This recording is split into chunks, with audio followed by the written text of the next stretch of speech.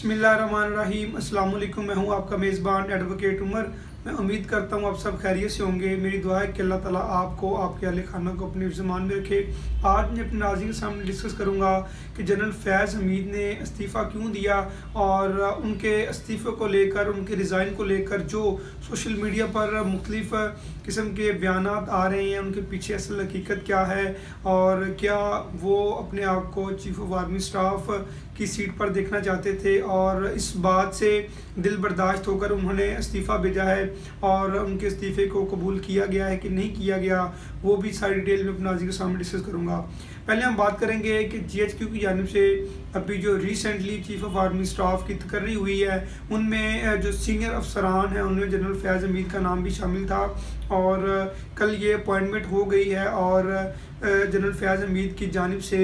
इस्तीफ़ा भी भेज दिया गया है और उसको हाई कमांड की जानिब से एक्सेप्ट भी कर लिया गया है। अभी ISPR की जानिब से उसकी प्रॉपर अनाउंसमेंट नहीं हुई, लेकिन ज़राए ये बता रहे हैं कि उनका इस्तीफ़ा जो है वो हाई कमांड ने कबूल कर लिया है। वैसे उन्होंने अप्रैल 2023 में रिटायर होना था और उन्होंने करीबन 4 माह पहले ही रिटायरमेंट ले ली है और इसके पीछे जो मुख्तलिफ लोगों की राय है वो मैं अपने नाज़रीन के सामने डिस्कस करूँगा। लोगों का ये कहना है कि चूँकि जनरल फैज़ हमीद ये समझते थे कि मुझे चीफ़ ऑफ आर्मी स्टाफ लगाया जाए और मैं बताता चलूँ कि पहले वो DG ISI रह चुके हैं और अभी जो वो कोर कमांडर भावलपुर में तैनात थे, इससे पहले वो कोर कमांडर पेशावर में तैनात थे। उनको मुख्तलिफ़ किस्म की तनकीद का सामना था। PMLN की जानिब से उन पर बड़ी कड़ी तनकीद की जाती थी कि आप PTI को सपोर्ट करते हैं और उनके जो मुख्तलिफ मामलात हैं आप उनको फेवर देते हैं। इस तरह की जो उन पर तनकीद और क्रिटिसिज्म की जाती थी, जिसको वो एक बड़े लॉन्ग टर्म से वो इसको बर्दाश्त कर रहे थे। अभी जो चीफ़ ऑफ आर्मी स्टाफ की तकर्री हुई है उनमें जो सीनियर अफसरान के नाम थे उनका नाम सर-ए-फ़हरिस्त था। क्या उस चीफ़ ऑफ आर्मी स्टाफ की तकर्री से दिल बर्दाश्ता होकर उन्होंने अपना रेजिग्नेशन भेजा या फिर वो ये चाहते हैं कि उनकी जो हो सकता है, ये भी बात जो ज़राए बता रहे हैं कि उनकी जनरल आसिम मुनीर के साथ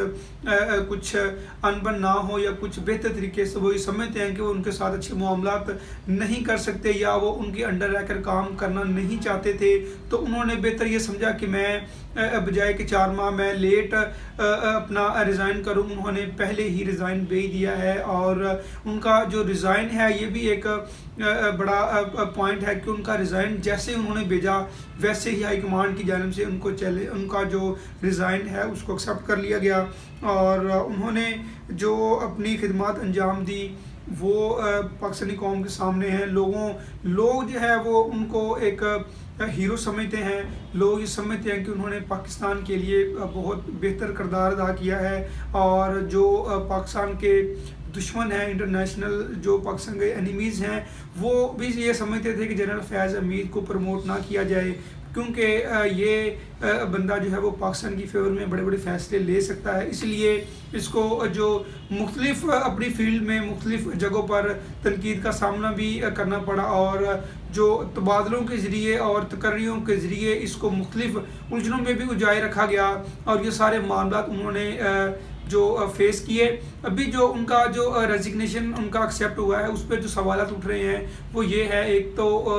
ज़रा ये बता रहे हैं कि उन्होंने फैमिली सोर्सेज की वजह से या कोई फैमिली इशू की वजह से रिज़ाइन भेजा और दूसरा जो लोग कह रहे हैं कि वो चीफ़ ऑफ आर्मी स्टाफ के लिए समझते थे कि मुझे चूज़ किया जाएगा और उन्होंने बेहतर समझा कि मुझे चूज़ नहीं किया गया तो उन्होंने रिज़ाइन कर दिया। अभी वो रिसेंट वो जो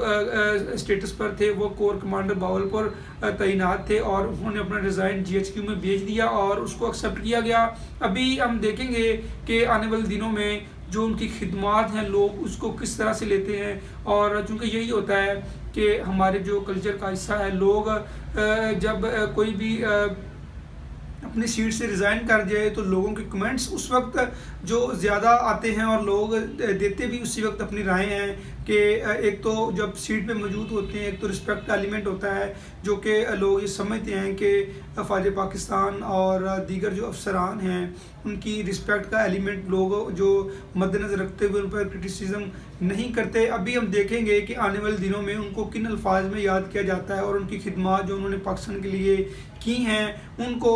کن الفاظ میں بیان کیا جاتا ہے. جو بھی ڈیولپمنٹ ہوں گی میں اپنے ناظرین کے سامنے ڈسکس کروں گا. اپنا بہت خیال رکھیے گا. اللہ حافظ.